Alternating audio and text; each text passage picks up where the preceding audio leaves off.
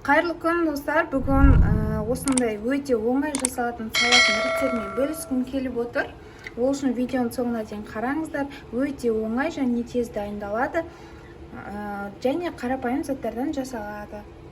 Ол үшін бізге қызанақ және огурцы керек болады, осындай консервированный банка керек, жүгері керек болады, және қайнатылған тауық еті и майонез. Қазір осы бәрін соломкамен турап қойдым. 4-5 турасаңыздар да болады. Ең алдымен тауық етін қалған көкөністердің бәрін салып, жақсылап араластырып аламыз.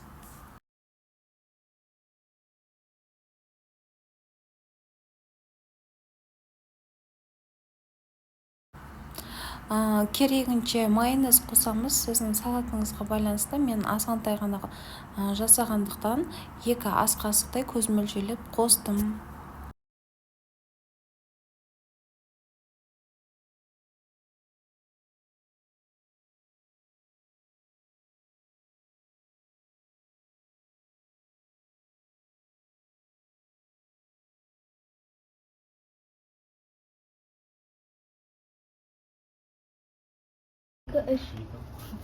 Керегінше бұрыш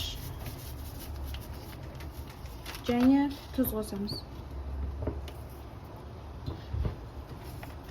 Жақсылап араластырып, дастарханға тарта берсеңіздер болады.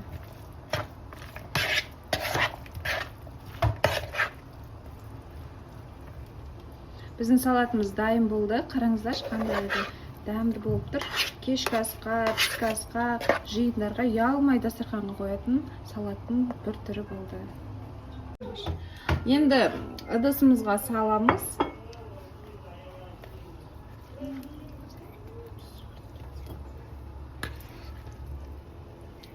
Дайын болды. Міндетті түрде жасауға кеңес беремін. Өте дәмді болып шығады.